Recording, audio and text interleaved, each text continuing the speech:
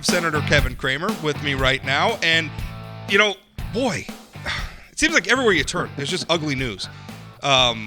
Ruth Bader Ginsburg passed away, which is, you know, terrible on a human level. And Kevin, you and I talked about that not that long ago. We have wildfires, we have a pandemic, we have economic uncertainty. I mean, it's just, what do you see positive happening right now? Maybe that's a weird question, but I mean, is anything good happening right now? Well, first of all, for me, I put all things, tragic and otherwise, in the context of eternity. And so, you know, in fact, I've been reading some of the Psalms lately where, King David's worst at times, he went into worship and praise. And that's true of several characters in the Bible and personalities. And I share that same thing. So that's my eternal optimism, as much as anything comes from that, Rob. And I know not everybody shares that. So there's that. But I also think part of, you're right, there's lots of bad things going on, but part of our problem, if you will, with that is that if there are good things going on, we're not going to hear a lot about them. Not if it's in politics, not if it's economically or health-wise. Right now, it's as though there are no diseases left in the world except COVID, and I understand that the big things and the negative things, for the most part, dominate newscasts and what's left of newspapers. I think on an individual level, well, probably lots of good things going on. I think on an international level, a global level, there are a lot of good things going on. I mean, my goodness, whoever would have thought there'd be peace in the Middle East? Well, I've never believed it's possible till lately with the deal that President Trump and his team brokered between the UAE and Bahrain and Israel just yesterday or the day before. Princess Rima of Saudi Arabia called me ever since our sort of the global crisis that was the result of the pandemic, markets and demand, and a glut of oil being flooded into the global marketplace by Saudi Arabia. Her and I have gotten to know each other pretty well, and we try to talk about things that are bad and occasional things that are new. And my conversation with her just a couple of days ago was very upbeat, and to the point where she said, Saudi Arabia is not the same place yet where UAE and Bahrain are, but we are encouraged by it and want to encourage it. We're working on our own, internal culture and society and diversity, and we are working toward the same goal. I mean, to hear the ambassador, a relative of the Crown Prince and the Kings, talk to a Republican United States senator from North Dakota about Saudi Arabia's efforts to get closer and closer to a normalized relationship with Israel. That's pretty good news. It's just not quite as easy to put on a bumper sticker. I was actually just reading an article where I guess there's a disputed lake between Kosovo and Serbia, like it's across the border. Mm-hmm. And they've been in a dispute because the lake produces resources. I think there's some hydropower. I'm not that familiar with it. They just named it after Donald Trump, though. They named the lake. Apparently it's going to be Lake Trump. And that's to recognize the United States' role in helping them resolve some of that. So, there are good things happening out there. Gosh, we don't hear about them. And I work in the news industry, so I know all about, we don't write about safe airplane landings. And, that's, right. That's, I guess that is what it is, but it gets to a point where it's just, I think there's a fatigue out there. I think people are tired. I think they're tired of the politics. I think they're tired of the pandemic. There's just a weariness that is set in among the American public. Are you sensing that as well? There's just no question. Well, not only do I sense it, I feel it myself, right? It's so funny, some of the firestorm that's just gone on in North Dakota in the last day or two and hours. I think a lot of it comes from the fatigue. Things that we were able to talk about in April, and restrictions we might be willing to put on ourselves, and it might not even been as important in April as it is today. But the fact that we've been doing it this long and are still at this place, people just, I think that's part of why you're seeing people rebelling against any talk of further restrictions, because they'd rather run through the fire than try to sort of tiptoe around it. And So there's that. I think there's a lot of fatigue on a lot of levels about a lot of things. The problem is, in a self-governed nation, you can't let fatigue take over because we need all hands on deck to make our republic work. So you think about the riots going on in the states, and of course it's getting worse, not better. What's going on in Louisville, Kentucky, is just blatant injustice and promoted chaos. And you think, wow, how are we going to get through this? And you can't cave to it. I don't think anybody should just give in to it. Otherwise, bullies win, and Marxism wins. So we have to keep our chin up and stay in the battle, if you will.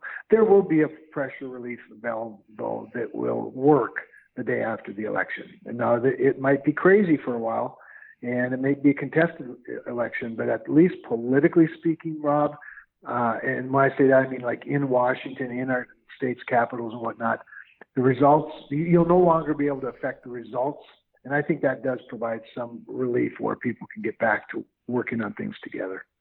Well, I think in a lot of things, the way we talk about the coronavirus and everything is colored by politics. I mean, obviously there are political motivations to portraying the coronavirus a certain way, whether you want to say that it's not as bad as it seems, or if you want to say that it's much worse than it seems.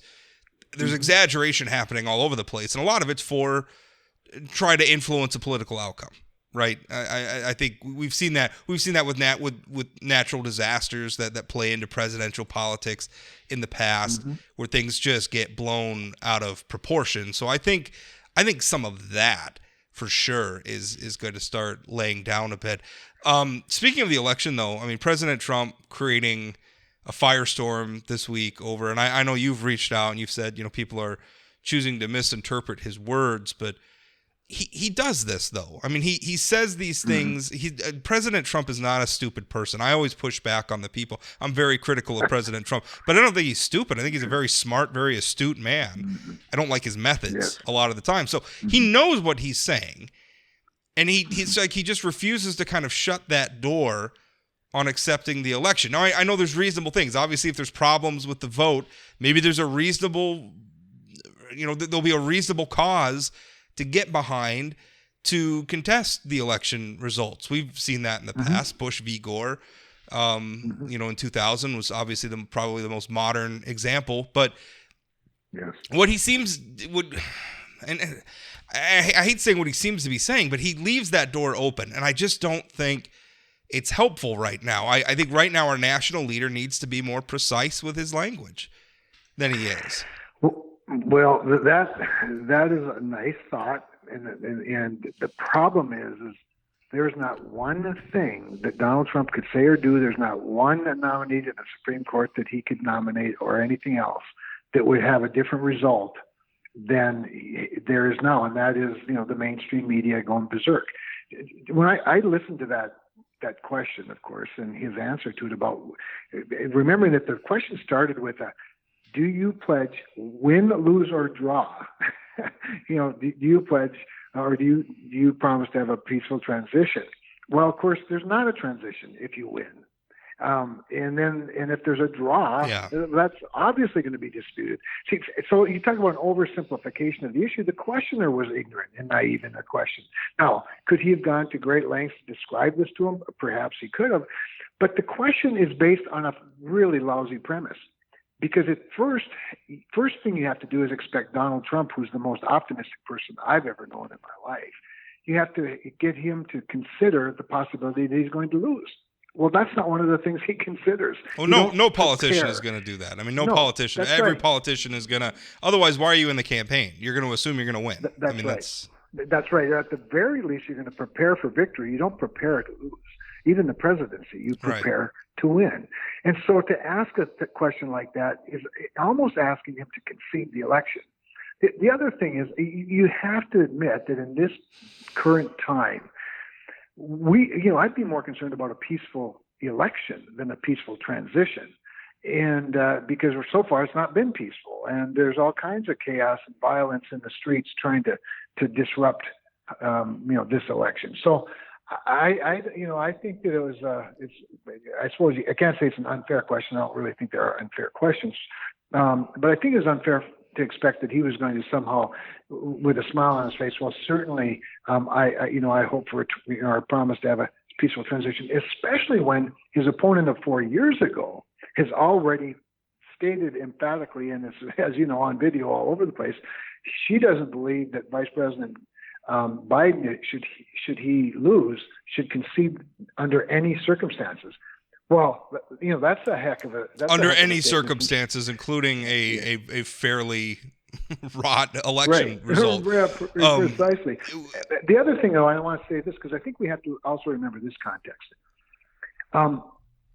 When Donald Trump became the president-elect, between becoming president-elect and being sworn into office, and then well after he was sworn into office, the previous administration was literally spying on his transition and dumbing up criminal charges and taking down American citizens as part of their, quote, peaceful transition. So I can't hardly blame Donald Trump for being a little bit skeptical. That was a point I made this week, and I didn't necessarily delve into some of that, but I wrote a column this week. If it's fair to ask President Trump, and I guess Republicans generally, about a peaceful transition, then why can't you direct that same question and same scrutiny on Democrats and left-wing activists where, we saw, the inauguration. I mean, there were plots to disrupt some of the inauguration balls.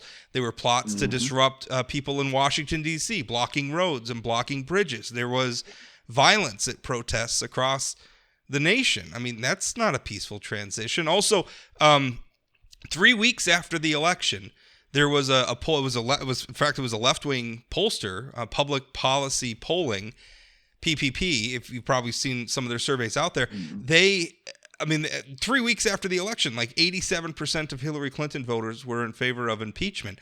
Just weeks after that, in June of 2017, first year, President Trump took office in January 2017. So by June of 2017, you had Democratic members of the House already filing, they were announcing they were going to file articles of impeachment. Now, that ball really didn't get rolling until later, but they were already doing it. So, I mean, if the Democrats are at a place where we're going to impeach a Republican president for winning an election, how is that a peaceful transition? And why can't Democrats answer for that? If we're going to talk about peaceful transitions, because I believe in peaceful transitions. At some point, you go out there, you throw some sharp elbows, you have a vigorous campaign, and then someone wins, and then that person gets to govern.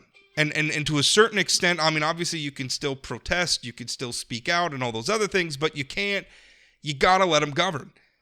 And we just aren't doing that anymore. It's like whoever wins, it's an illegitimate election, and we're going to obstruct it. We're not going to work together. We're not going to compromise. We're just going to try to stop them from doing anything until we can get into power again. And I think that is so destructive. Totally agree. It makes absolute sense. In fact, they still haven't stopped trying to dismantle the last election, as we keep finding out. But anyway, I thought his answer was fine, and I don't expect Donald Trump's ever going to concede until at least after the election itself. The Supreme Court. I know we're kind of President Trump is expected to make his announcement on the nominee tomorrow. I think there's kind of a short list of people, who we expect that to be, but as I think we've all learned with our president, maybe expect the unexpected. So I don't know. We'll see tomorrow. But obviously the Senate has to be, you folks in the Senate have to be working on a plan to get this done. I mean, is it looking like when the president makes the announcement, what does it look like after that? Do you guys have a game plan? For sure. So, the game plan has already been somewhat put in place by Mitch McConnell saying there will be a vote this year. While a definite time has not been announced, I think that the growing sentiment, if not almost a consensus among Republicans in the Senate, is that vote should take place prior to the election. And there's plenty of time to do that well within the norms of the history of the Supreme Court and the Senate. So, that much has been stated. Now, Senator Lindsey Graham, who is chairman of the Judiciary Committee, and of course on the ballot himself this year for re-election. He's been talking a little bit about how it might work out if the announcement comes tomorrow, and there's every reason to believe it will. It will, in all likelihood, unless there's a really big shocker, it will in all likelihood be a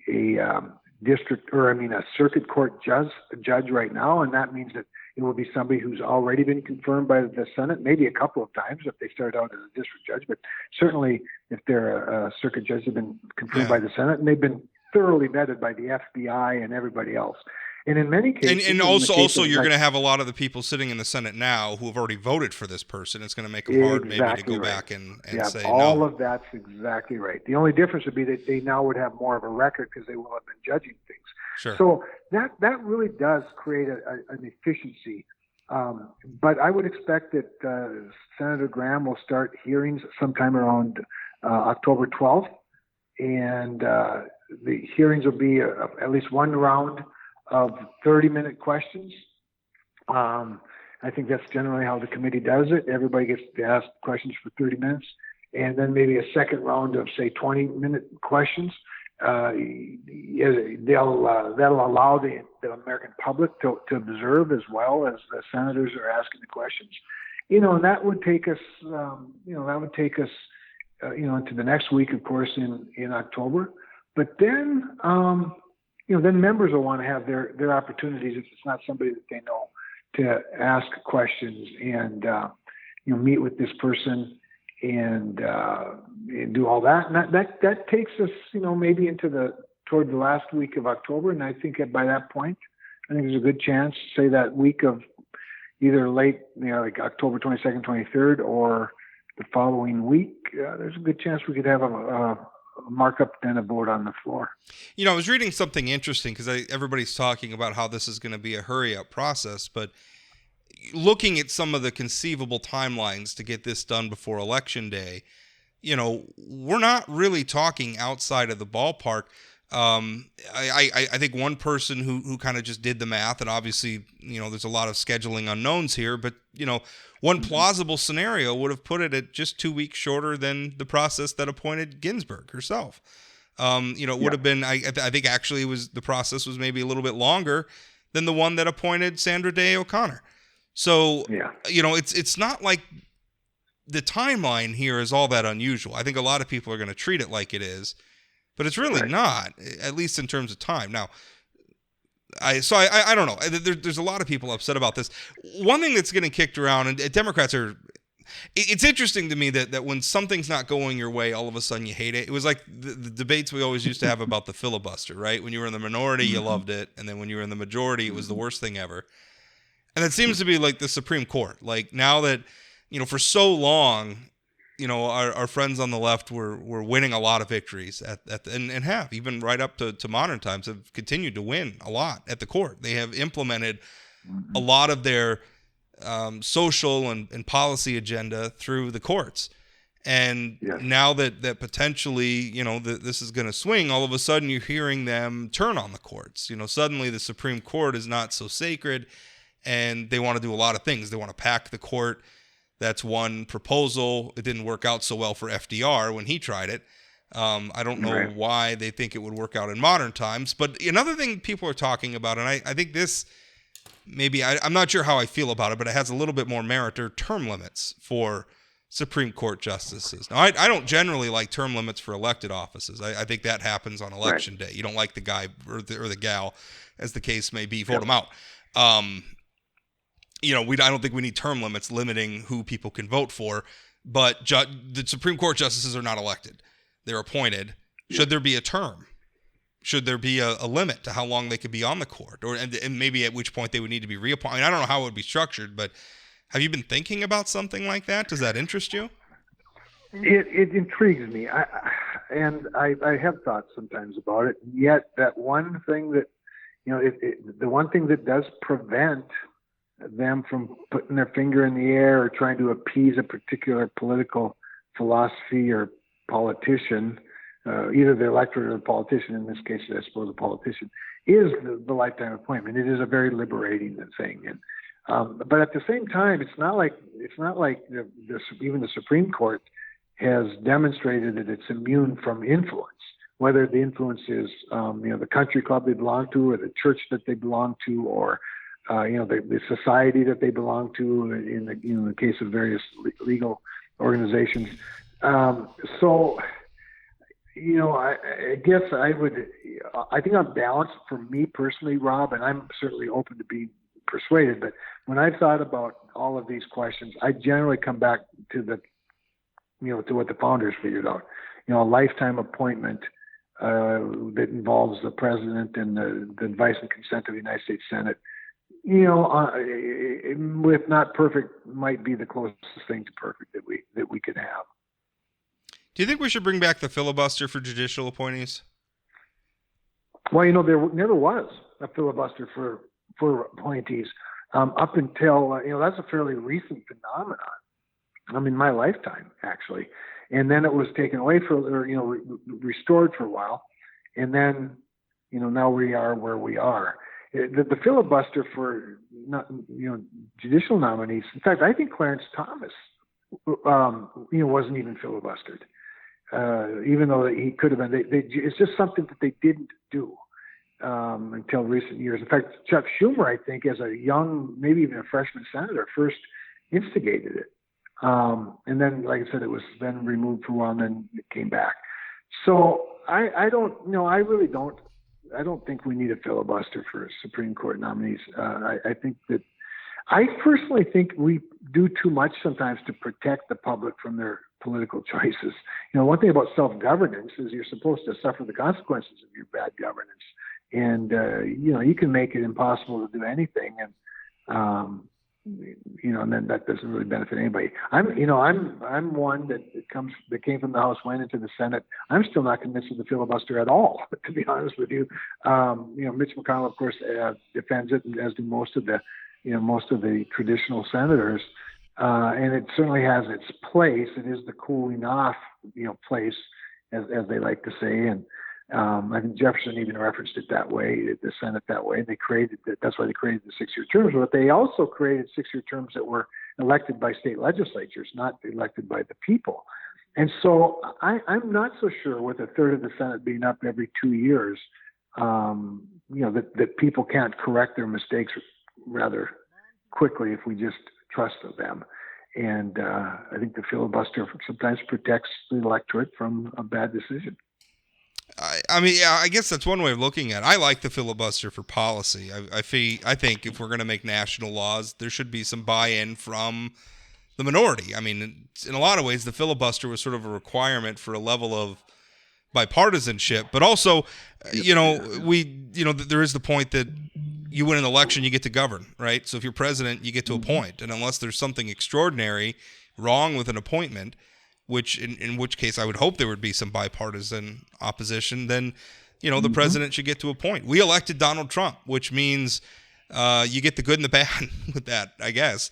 And same with any other president. What is the calendar for other than the Supreme Court fight? Sure. You typically, Congress doesn't do a lot because everybody's back home. Everybody in the House and then a third of the Senate are back home campaigning. Now that's not you this cycle, right. but is Congress going to get anything else done this year? So we as you know, the fiscal year ends September 30th, so we have to fund the government, and the House passed a bill last week that was negotiated. First it wasn't negotiated, and then when Nancy Pelosi tried to put it on the non-negotiated one on the floor, her own party members came down hard on her because she held up funding out for the Commodity Credit Corporation at USDA, which is annually that money gets replenished for the next year's farm programs that the Ag Secretary implements. She left that out, I think, to punish Red State America, which blew up in her face because, of course, there are a lot of Democratic members of the House of Representatives in Red State America, not the least of which the chairman of the House Agriculture Committee, Colin Peterson. So she took a beating there and pulled it from the floor, and then negotiated for a deal with farmers and then nutrition programs, which we all support. And so they passed it overwhelmingly. And the House sent it over to the Senate we passed yesterday, late yesterday, we passed on the Senate floor the motion to proceed to the measure. So that's one of the filibuster anomalies of the Senate. We first vote to proceed to a measure if it's not filibustered. Well, this overwhelmingly passed, except that we could have skipped that and skipped cloture had Chuck Schumer agreed to it. But he wanted to have roll call votes and run out this long clock that sort of forces us to spend a week on something that Democrats support. Because I think he thinks he's punishing Mitch McConnell by doing it, and all he's really doing is punishing, everybody. So we're going to be there next week working on that. Which, by the way, Rob, I actually don't mind. I kind of like being there at a time like this, especially with all this Supreme Court stuff flying around. I think it's better when we're together talking about these things. Also, there might be a few more nominees to get done, nominees to district courts or something. And then, we continue to struggle, but hang in there trying to find some common ground for a COVID relief package that most likely wouldn't get done until after the election. But again, there's more talking going on when you're there than when you're not there. So we'll be in all of next week. And then after that, we're supposed to be in there, I think, another week, the first week of October, or, into the second week of October. But it remains to be seen if there'll be any work on the calendar or not. The pandemic endures. Here in North Dakota, we've been seeing some not so great data trends for our, the rates and the positives, and more people are in the hospital, which is not a good thing. A lot of that is obviously under the control of the state and Governor Burgum, who I think for the most part has been doing a great job. Had a little bit of a miscue. That was his word, not mine.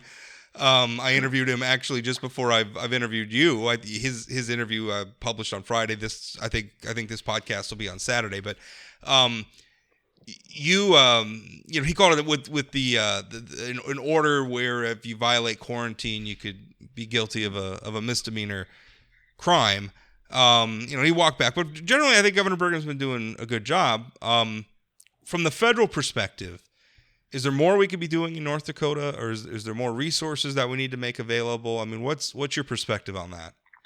Yeah, so I think the one area that the federal government could provide, where they could provide some relief to all of the states, is in providing flexibility to the funds that governors already have that they got through the CARES Act. Because there was a ton of money for states in the CARES Act, almost more than you could imagine them spending in some cases. But that was also to trickle down to counties and local governments. And I think the governor's been doing that with the money. But there was a deadline to spend it by a certain date, and the date might even be September 30th. I forget exactly when it is. But what that does, of course, is that provides. When you provide a deadline for money to have to be spent, guess what happens? You have a lot of shopping toward the deadline, right, whether you need it or not. And I think one of the best things we could do is relieve that pressure a little bit on governors and let them keep that money, well into next year and utilize it to the best of, their situation.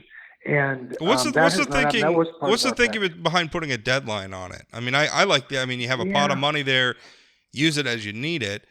Just because you don't use it all within 6 months or something, whatever the timeline is, doesn't mean you don't need it. It just means maybe the timing's not there. I mean, I don't. Why the timing on that? I think because that's just sort of tradition in appropriating and authorities. It's not even so much the money as it is the authorities, because then you sort of hang on to you keep all your options open, shall we say, whether it's the United States Congress or the president or the state legislature, whatever it might be.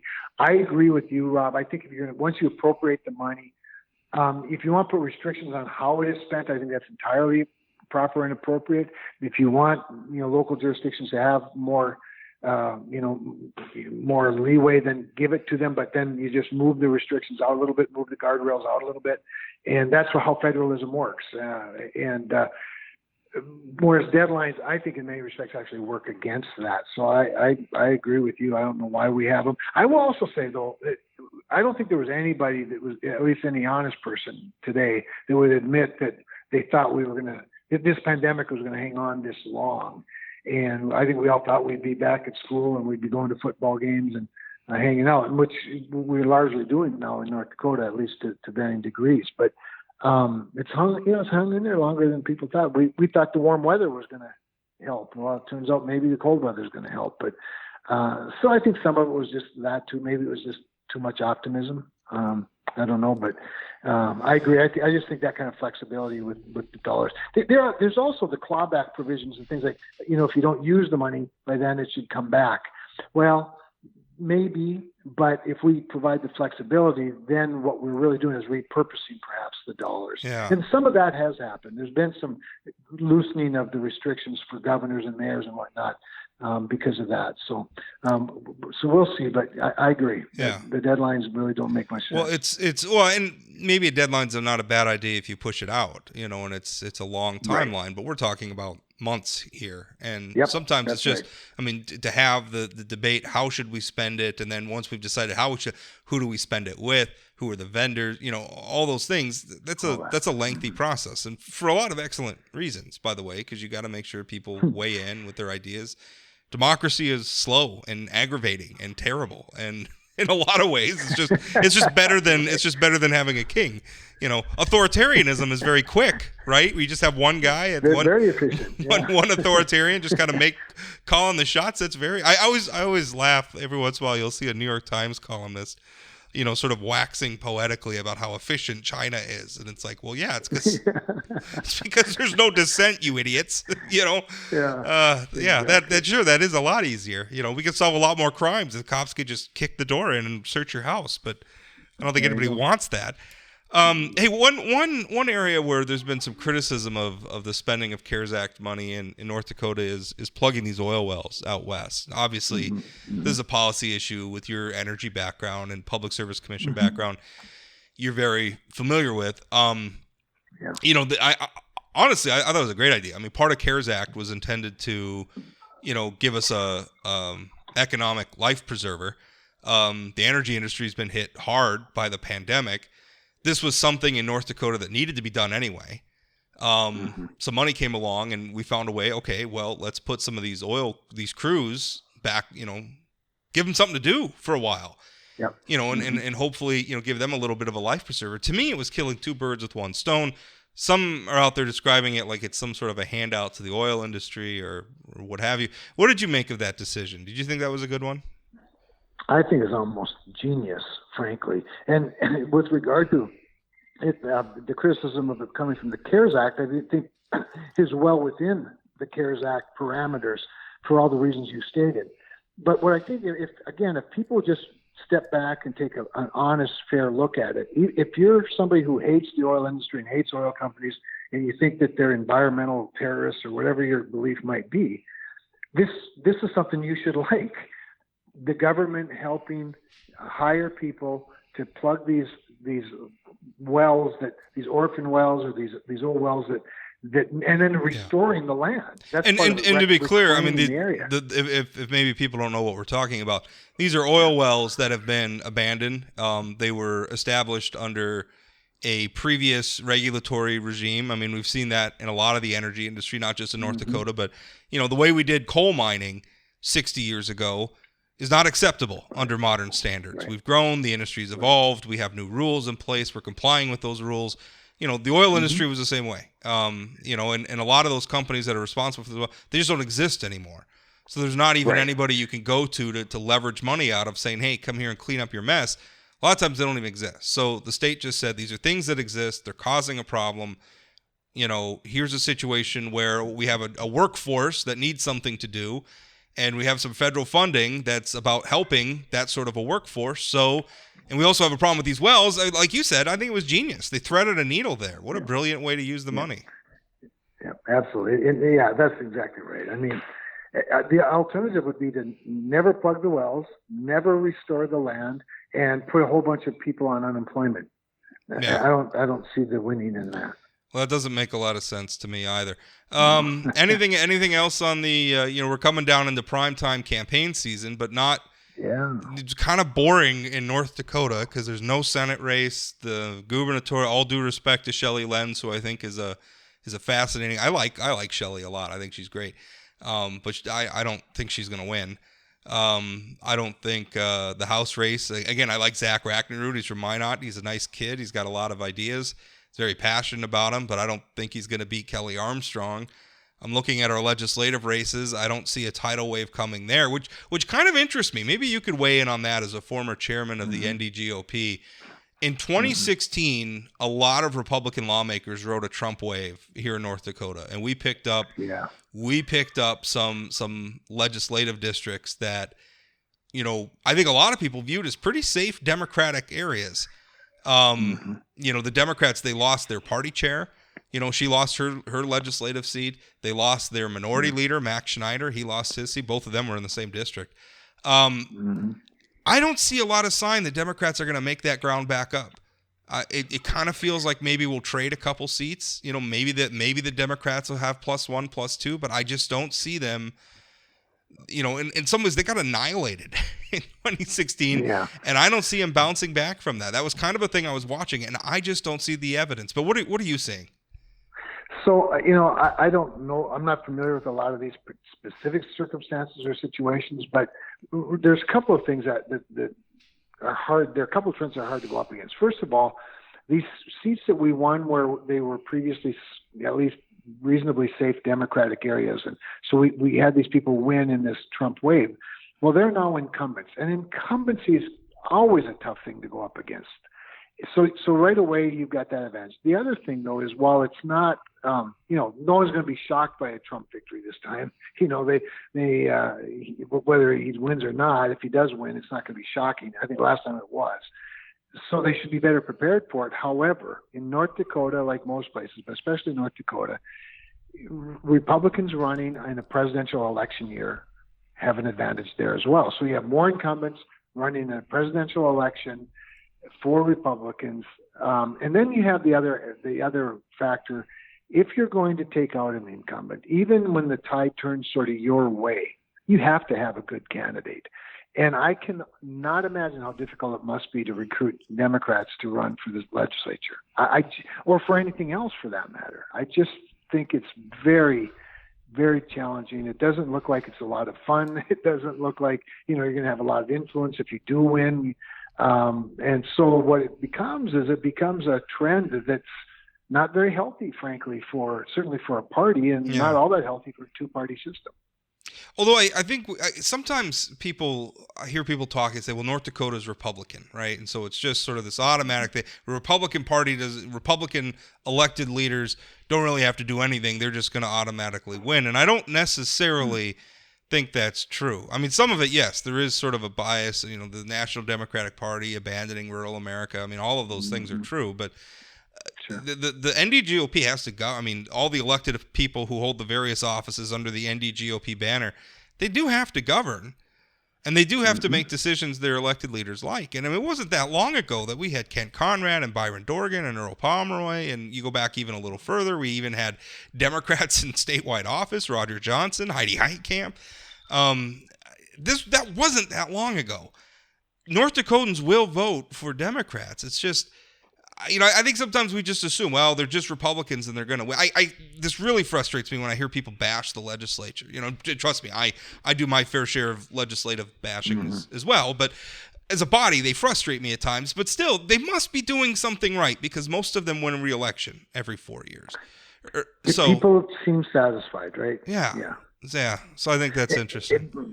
It is, but governing through rich times when there's lots of money, is kind of easy when your main job is appropriating funds. Yeah. And on the other hand, when you go into these leaner times, I think that's where you really earn your stripes, particularly if you're a conservative party. And so Republicans have done both, though. I mean, because really, this sort of modern dominance of the NDGOP started with Republicans, attaining office and then governing in a time of scarcity. I mean, Ed Schaefer talks about they didn't have anything. You worked in the Schaefer administration. You didn't have two nickels to rub together. No, that's right. In all my years in the Schaefer administration on the cabinet, I never turned in a larger budget than the previous budget. Never. I always turned in a lower budget than the one I had that I was dealing with at the time. But I was party chairman when Ed won. Before that election in 1992, Democrats had held the governorship 28 out of the previous 32 years in North Dakota. And we had Democrats had 12 of the 15 statewide offices in North Dakota at that time, and they had the state senate. They had a majority, majority in the state senate. Yeah, it was a senate. So yeah, and so that was, like I said, that was when I began. That's when I was party chairman. And since that time, you know what's happened. I mean, the legislature switched overwhelmingly, but in statewide offices, of course, I took the last Democratic statewide official out in beating Heidi Heitkamp, and I'm the first Republican in my lifetime to hold this seat. So yeah, this being quote bright red is a very recent phenomenon, and I don't think we're as red as we are Republican. Yeah, if that makes sense. I think I've made that argument several times. North Dakotans aren't quite as maybe conservative as some. I think we're very Republican, but I think that's a lot in a lot of ways an alignment of convenience. I mean, the Democratic Party is just not real interested in listening to the problems and the needs of people from our part of the world. And you're right. Actually, your Senate seat, people always surprise me. I remember when I was like, some of these national reporters would come in and they're looking for somebody local to talk to kind of give them the lay of the land. And I would always tell them, that you talk about North Dakota being a Republican state. I don't think that Senate seat has been held by a Republican since like the Truman administration. So, let's there's a little bit of a perspective there. Anyway, Kevin, I thank you for your time today. It's going to be an interesting few months till Election Day. Is it still months now? It's not even months now anymore. Jeez, weeks. Yeah, this is weeks away. It's weeks away. Incredible. So, yeah. All right. Yeah. Well, thanks for your time as always, and we'll talk again.